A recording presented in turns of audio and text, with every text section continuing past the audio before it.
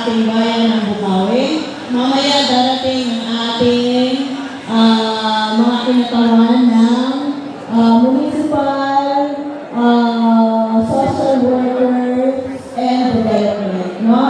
Medyo nahuli lang sila at mayroon pa sila pinasikaso gawain. No?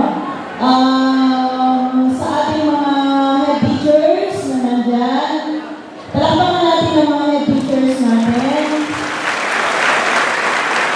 Sa ating mga teachers, palakpakan natin ang malakas ang ating mga teachers. Okay? Sige nga, patawagin ko, pero huwag na nga. Gusto mo yung huwag yung tataas yung dalawang kamay. Ha?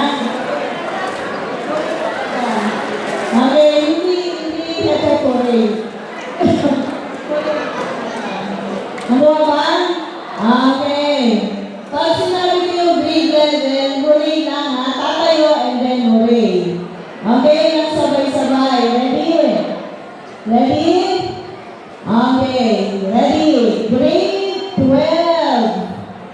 Asan yung grade 12? Ulit.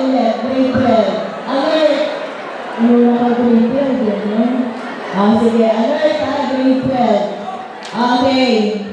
Nasaan ang mga grade 12? Oh, very good. Na? Okay. Dito ba grade 11? Nasaan ang mga grade 11? Diba? Nakas? Very good. Okay. Dito ba grade 10? Okay. Nasaan ang mga grade 10? Okay. Diba? Nakasigla. Ha? Hanggang mamaya ganyan kayo masigla, no? Napakaganda. Everybody listen to me now. Napakaganda ng topic na i-discuss sa atin, ano? Sila pa mismo ang lumapit sa atin para ganapin ang activity na to, no? Ating Bukawi PNP at saka MSWD. Para i-discuss sa atin yung mga anti-criminality campaign and measures na ginagawa nila, no? At saka, ano pa? Protection, no? Sa inyo, okay? Violence, against violence sa inyo. At saka yung women and children, di ba? Sa school or sa ating classroom, nadi-discuss na natin yung ating mga karapatan. Di ba? No?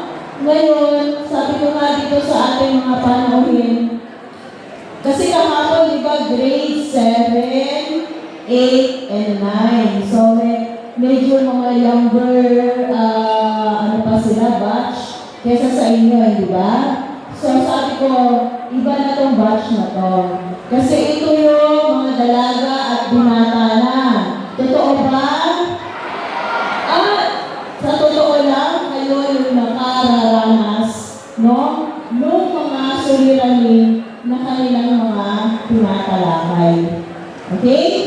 Ngayon, kaya sila ang lumapit sa atin para malaman ninyo, no? Na mayroon kayong malalapitan. May iba pa kayong pwedeng puntahan, no? Sa panahon na kailangan ninyo ang kanilang tulong. Di ba? Kaya mamaya huwag kayong mahiya, no? Na magsalita, na sumagot, ibigay ang inyong opinion, ibigay ang inyong mga saloobin. No? Kung mayroong mabigat na suliranin na ayaw ninyong ipaalam sa lahat, hindi ito sa kanilang pag-uusapan, maaari silang sumulat, di ba? Sumulat na ngayon at ipadadala natin sa kanila at sigurado na kanilang a-actionan. Okay? Kanina naman, sabi niya, kaya nuli yung ating mga taga-social worker dahil may kinuha silang bata na binubugbog ng magulang. So, kung may ganong cases sa inyo, no, at hindi na yun, o mas malala pa doon, ipagbigay na alam natin sa mga kinauukulan, no, sa kanila. Kaya nandito na sila. Okay? Tandaan mo kayong makinig? Okay, now, sa ngalan ng mahigit 2,000 mga mag-aaral, 105 mga guro, at 27 mga non-teaching personnel, welcome po kayo sa Lulumboy National High School. Maraming salamat po mga Karina sa inyong mga bulungan ng talay para sa bawat isa. Sa pagpapatuloy ng ating programa, dumako na tayo sa ikalawang bahagi. Sa bahagi ito, tayo ay magkakaroon ng mas malalim na talakayan, palitan ng kaalaman at makahulugang diskusyon ukol sa anti-criminality and women and children protection. Inaanyayahan po namin ang lahat na makinig, makilahok at maging bukas sa mga ideyang ating tatalakayin. Makinig, makibahagi at makiisa elevations. Upang simulan ang ating talakayan, ikinararangal ko pong ipakilala ang ating unang tagapagsalita. Isang indibidwal na may malawak na kaalaman at karanasan na handang ibahagi ang mahalagang impormasyon at pananaw sa ating lahat. Bigyan po natin ng masigabong palakpakan si Patrolman John Leo Manilo, Assistant Municipal Community Affairs and Development Officer at isang Police Non-Commission Officer.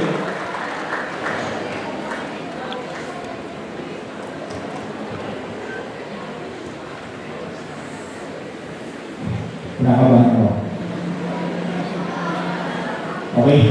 Magandang umaga po sa ating lahat. Unang-una, pinapasalamatan ko po yung nasa taas si God sa pagkikipon natin na ito. Pinagkaloob niya yung oras na ito para sa atin para maibahagi natin yung nalalaman natin sa inyo, televisions. Okay? At sa same time, nagpapasalamat rin ako sa inyong principal, si Ma'am Antonina, na pinaulaan yung aming invitation. Or yun, pinaulaan niya yung aming request na mga pag-lecture, makapagturo dito sa inyo, televisions. Kasi mas napapanahon na ito sa inyo, lalo na sa mga grade 10, 11, and 12. Okay? Papakilala mo na ulit ako. Ako po si Patrolman John Leo Manilo, ng Bukawi ng PS. Bilang kinatawaran ng aming high-pay na si Lieutenant Colonel Wilbert C. Diaz. At ang iba pang mga kapulisan, dito kami sa inyo upang magbahagi. Pagka gusto mo ng picture, ito lang. Kuha na niya yan. Tapos tuloy-tuloy lang. Pwede mong iikot ng ganun lang. Number 2.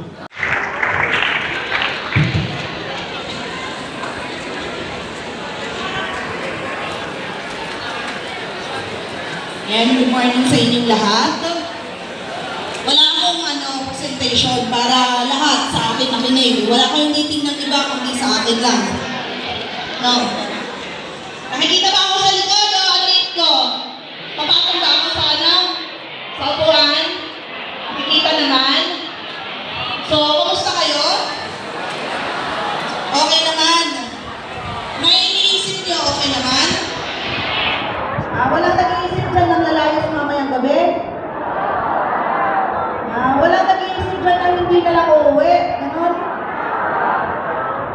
Baka may binastad ng jowa, nag-iisip ng bumili ng tali.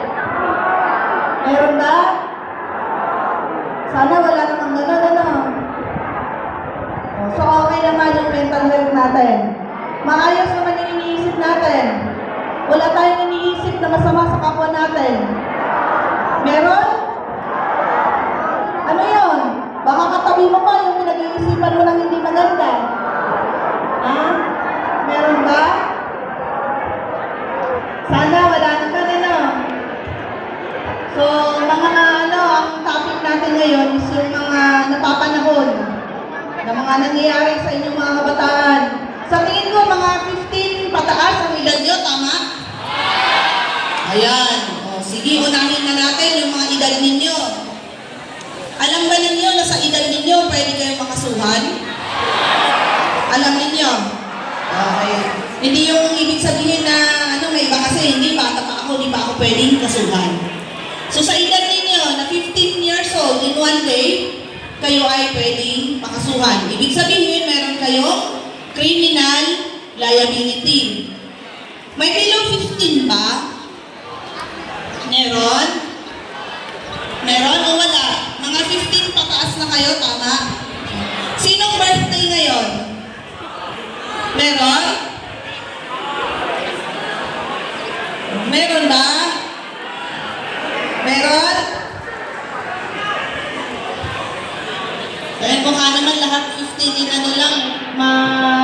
plus na.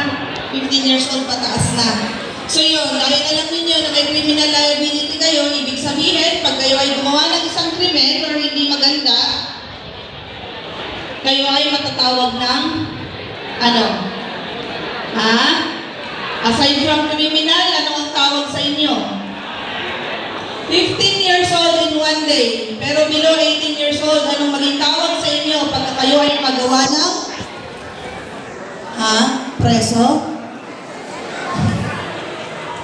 Criminal, ano pa? Kayo po ay tatawagin na children in conflict with the law o yung tinatawag nilang CICL. So, hindi ang tawag sa inyo ay kriminal, hindi ang tawag sa inyo ay preso.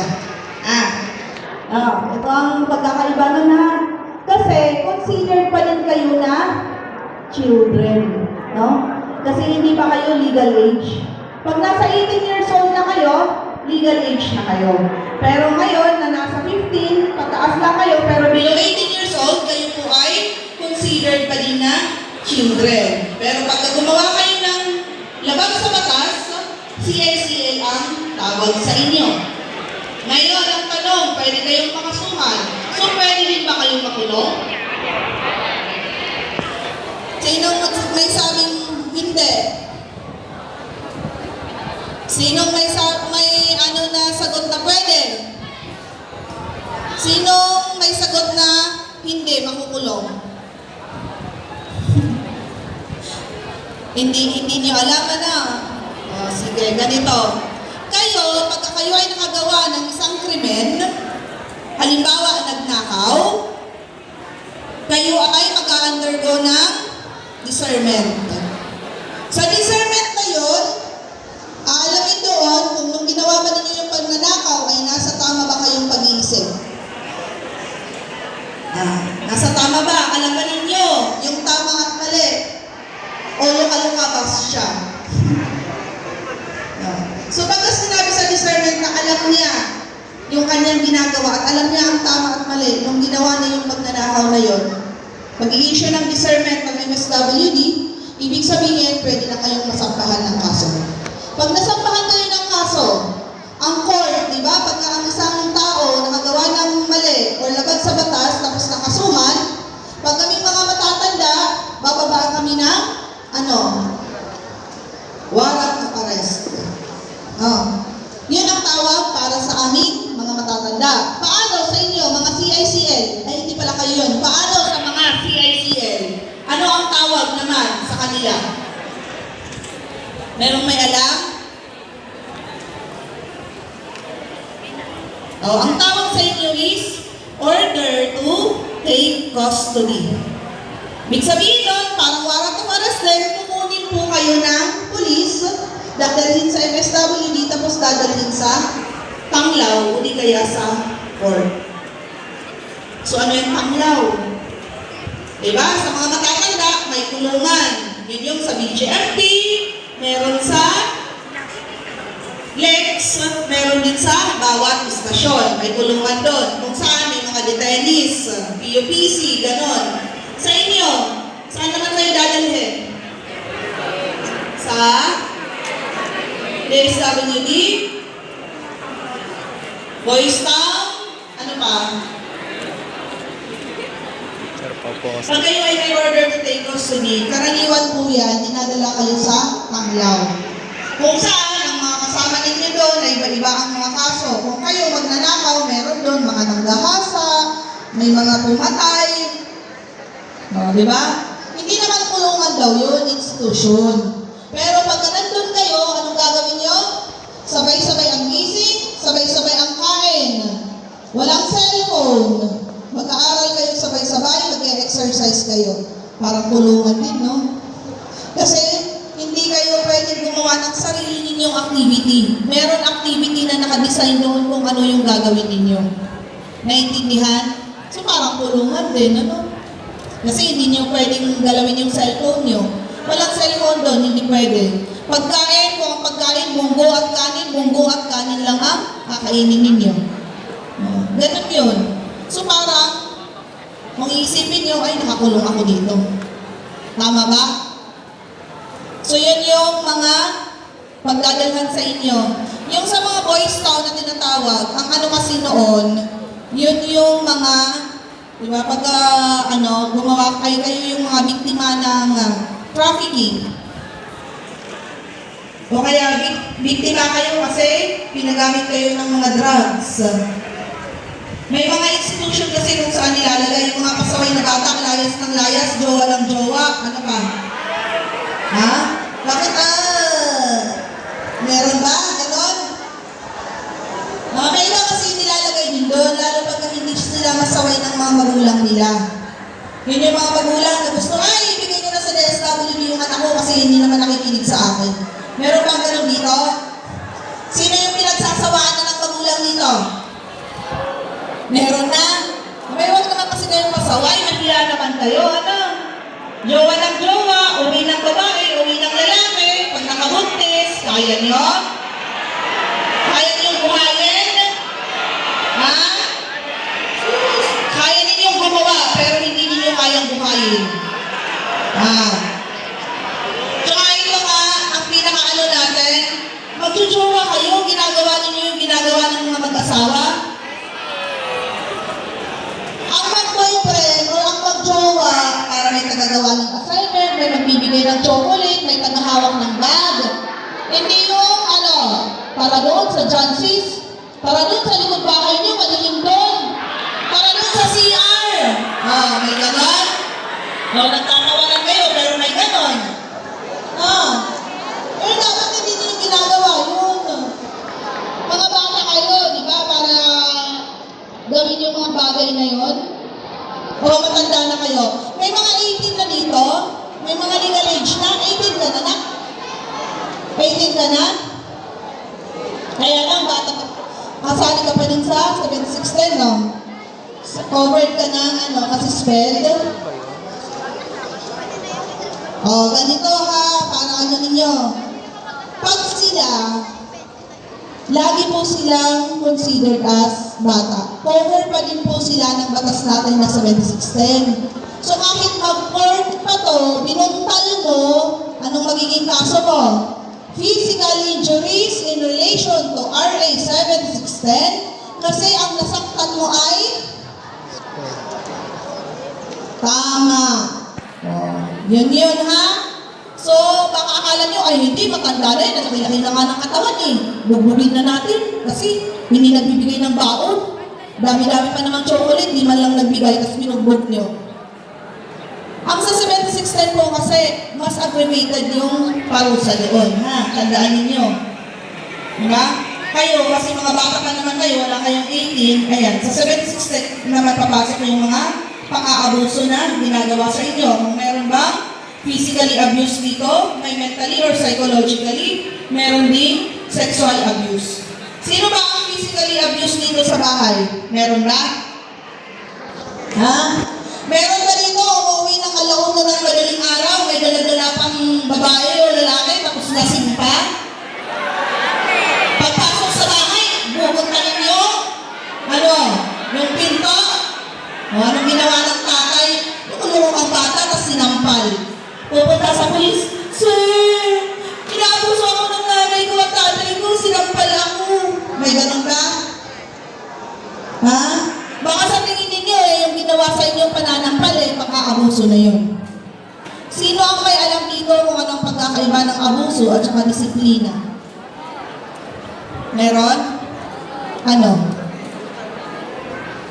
Ano ang disiplina at ano ang abuso? Halika na.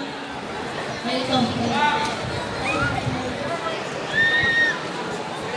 May sasagot ba dyan?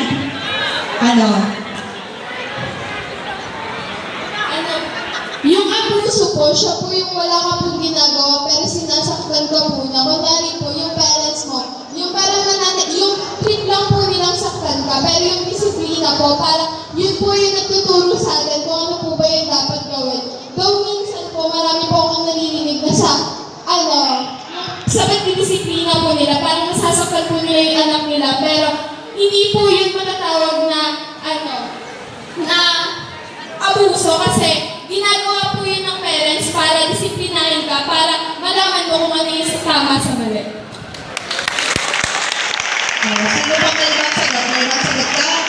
kayo? Yung sa akin naman po, yung own definition ko po ng abuso po, tsaka po yung disiplina po, yung level po ng pagkabugbog po. Kasi po yung disiplina po, yung level po na parang ginagawa lang po ng parents is yung mga minor lang po na ginagawa po para lang po for you to realize po kung na mali po yung ginawa nyo. While yung sa abuso naman po is yung level po na pananakit po na talagang nagkakaroon ka na po ng mga signs na you are physically abused, such as po yung mga pasa po and yung mga hiwa po ng meron po sa katawan po na.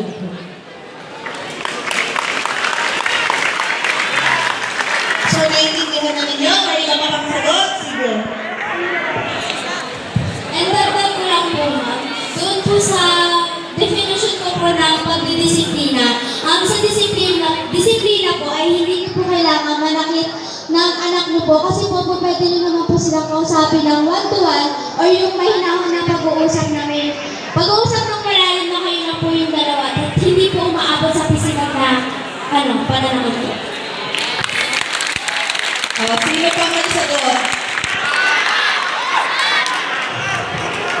Sige dito, gusto niya? Ito na kasi malapit.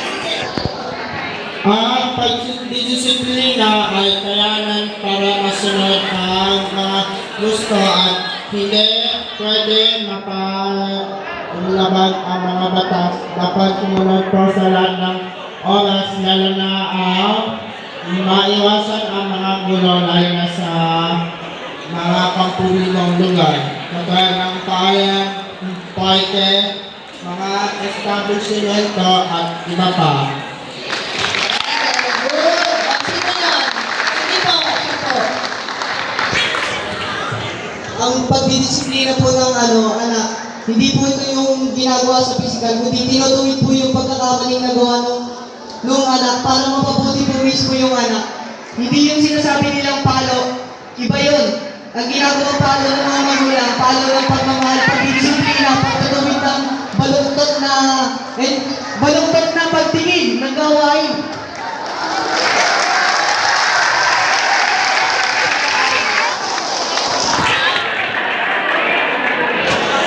Sino pa? Meron pa? Ay, ito pala siya.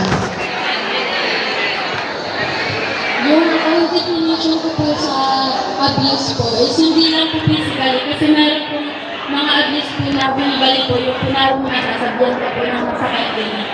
Parang abuse na din po yun para sa akin. Tapos yung, syempre kapag nasabihan ka po verbally, maapektahan na rin po yung mental health mo. Tapos magkakos po yun ng sa utak mo po kung gusto mo na lang po mag-titil po ng buhay yung mga ganun. Okay. So, alam pala ninyo, ano? So, ganito. Diba, sabi nila, yung paulit-ulit, halimbawa, physical abuse, paulit-ulit, wala kang ginagawa at ginaganon ka. Wala kang ginagawa at sinisipa ka. Diba? Magaling ka sa school, pero anong sasabihin ng magulang mo? Bobo mo, tanga mo, pangit mo, ano pa? Mura. Diba? So, yun yung mga abuso. Nasasaktan o nasasabihan kayo ng isang bagay ng paulit-ulit na wala namang dahilan. Mabait ka naman. Mag-aaral ka naman ng mabuti. Pero anong ginagawa ng magulang mo o ng ibang tao sa'yo? Ha? Kasi pagka naman ganito, ang nanay mo, anong ginagawa sa'yo? Sinasaktan? Ha? Paano pala nakit ang ginagawa ng mga nanay? Torot! Kinurot ka kasi ang landi-landi mo. Ano? Abuso ba yan? Ha? Kaya dahil sobrang galit ng tatay mo nung makita may lalaking kasama ka, hindi lang ka hanggang sa makauwi kayo, gas-gas na lahat ng buong katawan mo. Ano yun? Abuso na. Diba? Mula lumboy hanggang buhat o bundungan, hila-hila nga, ayan, nagkakanda na, baka yung buto mo, nakikita na, dahil sa may kasgasan na sa may kalsada. Naiintindihan? Yun yung sobra. Nakala nila dinidisiplina pero sobra na pala yung ginagawa sa inyo na pananakit. Naiintindihan po? Sino mahilig magpura dito? Alam ba ninyo na lahat ng ginagawa ninyo o mga nasasabi ninyo ay nire-reflect mga magulang ninyo? Kasi baka sa loob ng bahay ninyo, gano'n ang mga pinagsasasabi, di ba? Mura ng almusal, mura ng hapunan, mura ng tanghalian. Okay pala. O saan ba pwedeng matutunan ninyo yung pagmumura? Sa mga barkada. Kaya lang bias eh, kasi minsan, pagka nga, gano'n, matigas ang ulo ng isang bata o ng isang, yan nga, bata, ang laging sinisilip o sinasabihan ng, syempre, parang masakit din sa magulang natin, sasabihin, hindi ninyo pinalaki ng maayos yung anak ninyo. Napakatigas ng ulo. Halimbawa, nagnanakaw ka, anong sasabihin? Baka hindi pinapakain ng magulang, kaya nagnanakaw. Diba? Kaya yung mga nakikita ninyo sa mga kabarkada ninyo, tapos gagayahin ninyo, isipin muna ninyo, ay baka pag ginawa ko ito, sasabihin yung nanay ko ang nagtulong sa akin. O di kaya naman, nagpupumpog ka, tapos anak-anak pulis, anong sasabihin na naman? O kasi yung tatay niya, pulis kasi, mandurong kasi, kaya pati siya, ganito eh. Diba? Lahat yan, kahit hindi naman pulis, kahit anong profesyon o trabaho ng magulang mo, yun ang laging sasabihin ng ibang tao kapag ikaw ay gumagawa ng hindi maganda. So yung kanina, yung pambubuli, sino nagbubuli dito? Meron ba? Di ba mga edad 15 pataas na kayo? Mga nahiyain na kayo? Di ba? Mga conscious na kayo sa mga pinagagawa niyo dapat? Kasi tulad ng sinabi ko kahapon, kaya siguro yung nagbubuli na yan, na laging nanununtok ng babakog, baka kasi sa loob ng bahay nila, siya yung laging binabatukan. Kaya sa school, siya ang bida. O di kaya naman, siya yung sa bahay na hindi pinapansin ng magulang, kaya ang gagawa ng hindi maganda sa school para pansinin. O kaya yung mga maluloko dyan, ang babatok ng classmate, tumigil-tigil na kayo. Kasi pagka hindi pa kayo tumigil, totoo yung sinasabi ko. Mga papansin kayo. Mga KSP. Ano yung KSP? Oh, yun. Kaya huwag maging wala naman nagnanakaw ng baon dito. Oh, yung mga nagnanakaw ng baon. Sa simula lang yan ito, pakinggan nyo. Ang pangunguha ng baon ng classmate mo, pasimula pa lang, magiging magnanakaw ka na sa susunod ng mga panahon. Diba? Kasi tuwang-tuwa ka nakukupitan mo, hindi man lang umiimik yung nakupitan mo, kaya hinahayaan na lang niya. Baka pinagdarasal ka lang niya, di ba? Mabait yung kinukuhanan mo. Pagka na yung sarili mo na, pwede pala akong magnakaw ng gano'n o di kaya pwede pala akong mangupit lakihan ko nga yung mga muhanin ko. Mamaya, bag ng teachers na ninyo yung kunin nyo. May ganun ba? Pero yung sinasabi ko sa inyo, sa edad ninyo, pwede kayong makasuhan. Kahit sa pambubuli. Di ba may batas tayo, anti-bullying? Pwede kayo doon. Kaya tigilan na ninyo kung may mga ginagawa kayong hindi maganda sa mga classmate ninyo. Lahat ba may cellphone? Wala? O yung may mga cellphone, sigurado may kumukuha ng video, baka mamaya para akong unggoy sumasayaw mamaya, bawal yun Yung kukuhanan na ninyo ng video, kaya litrato, yung isang classmate ninyo, tapos lalagyan nyo ng mukhang unggoy. Kunin kaya pinalaki ninyo yung ilong, parang bakekang. Meron? Bawal yun. Isa pa, gumagawa ng isang account, yung fake account, gamit ang pangalan ng classmate. Tapos sinisiraan. May ganon? Bawal din yun. Akala ninyo hindi matitrace? Matitrace. Kasi di ba, switch account lang ang ginagawa niyo sa cellphone ninyo? Matitrace yun kung ginagawa ninyo. Kasi baka meron dito, nakagalit niya yung classmate niya, anong gagawin? gagawa ng isang account. Ako si Babina. Sinong gusto ng kadate sa February 14? O nagpuntahan yung mga kalalakihan kay Babina? So bakit? Gaganon yung bata, sabi niya, kasi pinost mo nag-ano ka ng pang-date sa, kadate sa, February 14 Pero hindi pala siya ang gumawa, yung kaaway niya. Mali yun ha. Pakakala ninyo, hindi kasi dami account naman to. Natitrace po yun. Kaya huwag na huwag ninyong gagawin. Sino naman ang may mga kachat na hindi kakilala? Lalo na may mga afam-afam. Meron?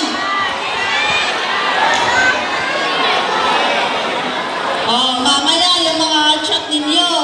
Ang gagawin kasi ng kachat ninyo na yan, una, baka pagka liligawan kayo, magiging magjowa kayo. Ganon. Kono ha, kono. Mas ang ganda-ganda na ang profile niya o di kaya ang gwapo. Sa matagal na pag-uusap ninyo, mapupunta yan sa manghihingi ng picture. Picture lang ninyo. Picture lang naman Okay, sige. Magsisend ako, magsisend ka din sa akin. Picture lang, mukha. Nag-send. Sa susunod naman, sasabihin niya, patingin nga ako ng mo kung malaki din. Ano yun? Ano yung malaki? Ba't nagsisigawan? Malaki ang mata. Malaki ang paa. Kasi sisendan kayo ng sapatos. O di kaya, shades. Ganun. Nagtatawanan sa malaki. O kaya, ganito. Patingin nga ako ng kulay ng pet mo. Kasi sa akin, maitim Anong gagawin? Pipicturean din yung pet niyo, isasend niyo. Mapuhog ba? Picturean mo nga. Gusto kong makita. Magsisend din ako sa'yo kung parehas tayo. Tawa kayo ng tawa. Diba, sinend ninyo yun. Anong susunod na gagawin? Dahil sa mga sinend mo sa akin na picture, isisend ko to sa mama at papa mo. Kung di mo ako bibigyan ng 100,000 piso. Saan kayo kukuha nun? Anong dapat yung gawin pagka ganon? Pagka ganon, sabihin agad sa mga magulang. Kahit gaano nakakahiya yung pangyayari na yon sa inyo, na sa tingin ninyo ay magagalit yung mga magulang ninyo, kailangan yung sabihin sa magulang. Kung hindi ninyo kaya, sabihin kay teacher, o di kaya nahihiya kayo kay teacher, pumunta kayo sa amin. Para maaga pa lang, matanggal na yon or mabura na or matigil na yung pagpa-blackmail sa inyo. Kasi may isa akong kliyente, lalaki, naging jowa na yung babae, anong ginawa? Nag-video call sila, anong ginawa? Pinakita niya. Lalaki yun pinakita niya yung sarili niya na nakahubad. Binlackmail siya. Binenta niya yung mamahaling bike, mga sapatos, mga kung ano-anong gamit niya hanggang sa naubusan na siya, doon lang siya nagsabi. Pero kung sinabi niya ng mas maaga yun, di natigil na yung pagpa-blackmail sa kanya. Kaya kayo, pag may mga ganun nangyayari sa inyo, sabihin na ninyo agad. Lalo na saan kayo kukuha ng 100,000 piso. Estudyante pa lang kayo. Magnanakaw ba kayo sa mga magulang nyo? Mas lalo magagalit yun. Mas maganda sabihin na ninyo. O di naman kaya, sasabihin kasi may ibang nagchat-chat, bibigyan kayo ng iPhone 17. Basta mag-send lang kayo ng litrato ninyo na nakahubad, nakahubo. Usually kasi ganun O di kaya naman, bibigyan ng 5,000, Gcash yun, mag-send ka lang ng picture ng dibdib mo. Una, pag nag-send ka lang ganun, bibigyan ka naman talaga sa Gcash. Ibabalik niya yung, ay talagang bibigyan ka ng 5,000. Pero sa mga susunod na araw, palala ng palala yung papagawa niya sa inyo. Hanggang sa yung 5,000 na binigay sa inyo, mababawi niya yun sa inyo ng times 10 or times 20 pa, depende kung hanggang kailan ka magbibigay sa kanya. Naintindihan? Kaya pag may mga ganon, kailangan masabi na ninyo agad sa amin. O di kaya sa mga teacher ninyo para maparating sa amin. Para matulungan namin kayo. Tsaka, huwag ninyo kasi gawin, pag may ginagawa kayo, naliligo, naka-video. Hindi nyo alam, body lang ang nakikita doon sa video, yun para bumaba yung cellphone ninyo, buong katawan na ang nakikita. O di kaya naman, nagpipicture na, yun nga, titingnan kung anong kulay ng puwet, may salamin naman. O di kaya titingnan gaano kalaki ang putotoy. Meron, may ganon. Pagka may mga ganon na picture sa mga cellphone ninyo, yung cellphone ninyo hindi na siya pangbenta o pangpasa sa kapatid. Kahit na binura ninyo yung mga picture ninyo na nakakahiya sa cellphone ninyo, pwede pa din yung ma-recover. Kaya di ba may mga scandal? Kung makikita nyo yung mga nasasama or mga nagkaroon ng mga scandal, may mga pera. Pero bakit hanggang ngayon, pag na-search, meron pa din? Bakit hindi nila kayang tanggalin? Kasi pag ang video or picture ninyo na i-post na sa social media, madaming magsisave niyan. Hindi lang kasi nila papanoorin isi-save nila. So kayo, hanggat tumanda kayo, hanggat magkaapo-apo kayo, hanggang kahit mamatay pa kayo, andun ang video or picture pa din po ninyo. Naintindihan? Kaya mag-ingat tayo sa mga pinupost natin, sa mga kinukuhanan natin ng litrato, na dapat yung gadgets natin naka-safety yan. Pagka nawala kasi yan, pwede nilang i-recover. Sino yung pinaka-latest na may scandal? Alam kong alam ninyo yun, mga bata kayo. Oh, meron nga. Diba? Sayang. Sana malakas-lakas yung loob niya. Hindi masira yung mental health niya. Kasi once na umano yung sa mental health niya, wala na. Sira na siya. Dahil lang nun sa isang pagkakamali. Bakit? Kasi pagka gumagawa ng mga ganun, kailangan pang i-video. Diba? Private yun May mga member ba ng mga GC dito na may 50, 100 na binabayad? Ang gagawin lang, magpipicture lang ng legs. Yung mga teachers ba natin naka-skirt, uniform? Baka meron dito yung mga nakaupo yung teacher ninyo, pinipicturean tapos isasend lang, bayad 50 pesos. Kahit yung lola ninyo na nagsi-CR, pinipicturean pa ninyo, may ganon? Huwag kayong mag-member sa mga ganon. Kasi may mga cyber, kami din na tumitingin sa mga ganong ginagawa. Nakabastusan. Pwede din kayong makasuhan doon. Lagi ninyong tatandaan, sa edad ninyo, may criminal liability po kayo. Kaya lagi-lagi mag-ingat kayo. Kung alam ninyong bawal or pinagbabawal ng batas, hindi tama yung ginagawa ninyo, huwag na ninyong gawin. Huwag niyong sirain yung buhay niyo. Anong silbi na nag-aaral kayo kung kalukuhan ang inyong pinagagagawa? E di sana nagtambay ka na lang doon para hindi sayang yung pampaaral ng mga magulang ninyo. No? O may kukontra doon. Kaya nga ako nag-school para din ako gumawa ng kalukuhan para akong bida May ganun pa. Meron ba? O na yung lagi ninyong inaasar ng mga classmate nyo, mamaya sila yung mga nakapagtapos sa pag-aaral, ikaw nag-asawa ka, may anak ka pang 10. Diba? Kasi hindi lahat ng pagkakataon ikaw ang mayaman, ikaw ang maganda, ikaw ang gwapo. Darating yung panahon yung mga may pimples na mga dito, maging makinis yung mukha, tapos ikaw, baluga ka na. Diba may mga ganun mapanlait sa kapwa, pagdating ng panahon, ikaw mukha kang baluga, tapos yung classmate mo na inaano mo, ay, naging model. Diba? Kasi iba yung motion natin, lalo na sa mga may itim, sabihin mo, baluga, pero bakit sila yung gustong-gustong modelo ng ibang bansa? O di kaya sinong mataba dito, yung balumba, lagi niyo sinasabing baboy. O pagdating ng panahon, sila yung magaganda ang katawan. Pero dahil yun kasi, yung binubuli na yun, o sinasabihan ng hindi maganda, ginawa niyang positive yung sinasabi sa kanya. Kung sinasabing mataba siya, mataba pala ako o naging, healthy living na ang ginawa niya. Parang doon siya, na-inspire na maging healthy. Di ba?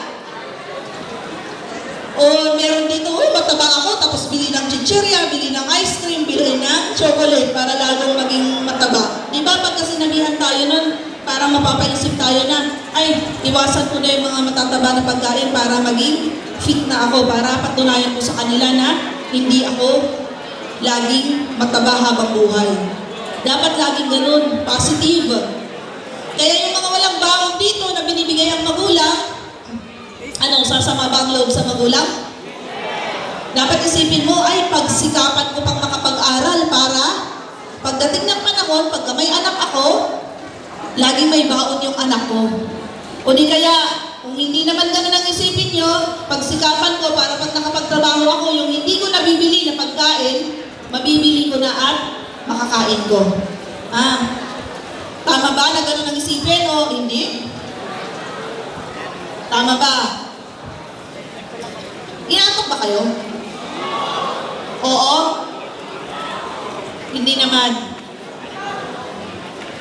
So, bago ko tapusin, magbibigay lang ako ng tips, mga kalalakihan at mga kababaihan. Hindi lang babae ang nagagahasa, pati din mga kalalakihan. Patawa-tawa kayo, pero totoo yan. So, ang pinakauna kasi sa ating mga babae, sa girls, ayaw ko na merong biktima na nagpunta sa istasyon, naging biktima ng rape. No? Ang pinakauna kasi kung mababasa ninyo yung flyer namin is dapat yung sa mga suot natin. Pagka kayo nasa bahay, okay lang naman na magsuot kayo ng mga maninipis, may igse, anong tawag doon, pek-pek shorts, kung kayo lang, walang lalaki sa loob ng bahay. Pero pagka nagkaroon ng bisita sa loob ng bahay, anong gagawin? Magsuot kayo ng tama. At sana, pagka umiinom yung tatay, kuya, kasama ang mga kabarkada, kapitbahay, huwag na huwag mga babae kayo ang mag-serve ng inumin nila. Naintindihan? At saka, huwag kayong sasama sa kanila. Kasi baka mamaya nalasing yung tatay mo, nag-CR ka, sinundan ka ng kapitbahay ninyong pangit. O, anong gagawin sa inyo doon? Tsaka pagka may mga bisita kayo na kalalakihan sa loob ng bahay, sabihin ninyo na kayo dapat sa kwarto na may lock. Hindi yung kayo yung nasa sala, yung bisita pa ninyo ang nasa loob ng kwarto. Tapos dapat sama-sama yung babae at saka, huwag magsama ang babae at lalaki. Dapat hiwalay. Lalo pag ang mga bisita hindi naman ninyo kakilala. Kasi yung mga kliyente ko, ganun ang nangyayari, kasama sa loob ng bahay, nakitulog lang, yun pala, ginapang yung anak. Ay yung mga lalaki, kasama din kayo doon. Kasi meron din kayong butas. Naintindihan nyo? Tatawa-tawa kayo dyan, pagka kayo, mas masakit yun. Kasi minsan, nakala ninyo, wala lang. Tsaka yung laging nagpapagabi. Sino dito ang laging gabi umuwi? Pagka kayo hinaltak doon sa ilalim ng kanal, ilalim ng punong madilim, wala na kayong magagawa. 3 pa ang gagawa sa inyo, di ba kayo natatakot doon? Totoo yun. Mga barka-barkada, uuwi, madaling araw. Pagka kayo napagtripan, tawa ngayon, iyak later ang mangyayari sa inyo. Lagi ninyong pangalagaan yung mga sarili ninyo. Kasi kayo lang naman ang unang-unang dapat mangalaga dyan bago kayo manghingi ng respeto o pangangalaga sa ibang tao. Kayo mismo ang mangalaga sa inyong mga sarili. Saka yung mga inom-inom na yan, tigil-tigilan ninyo yan. Sabi ko nga sa inyo, di pa ninyo kayang bumili ng alak Allowance lang naman pinambibili ninyo, di ba? Tama, di ba? Ibili na lang ng tinapay, kainin.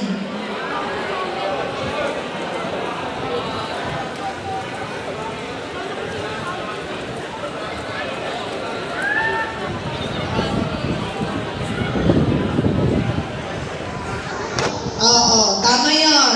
Bawal uminom ng alak ha. Mga minor de edad pa kayo.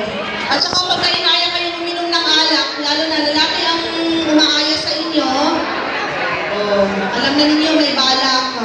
Totoo yung sinasabi nila, pag may alak, may balak. Kaya may mga nagagahasa at nangabuso dahil sa mga ganun. Tandaan ninyo yun, hindi biro. Akala siguro ninyo, sinasabi lang namin, pero totoo yun. Kahit matanda, nagugoyo. No, meron ba ditong ganon?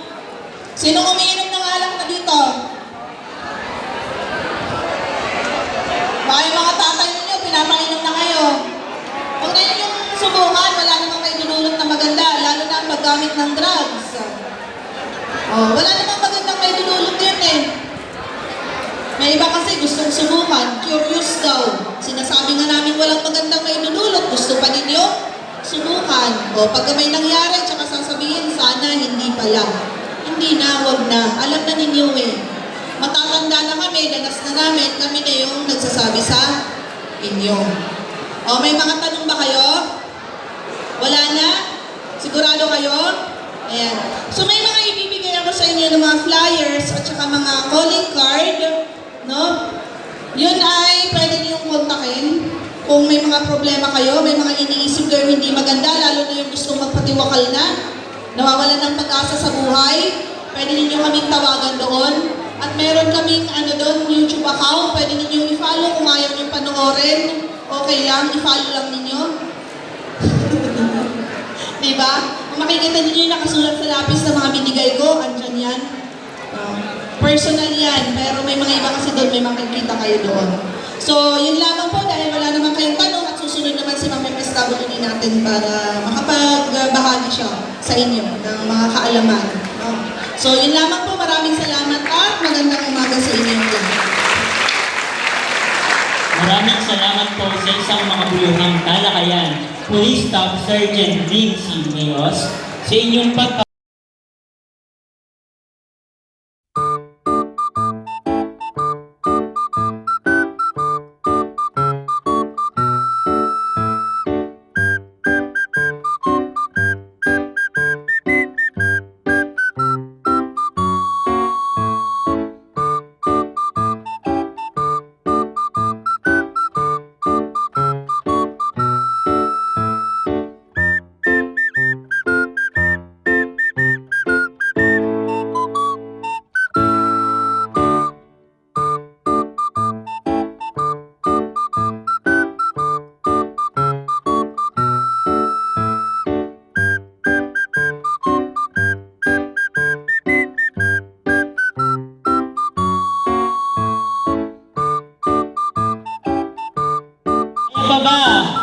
Kayang-kaya.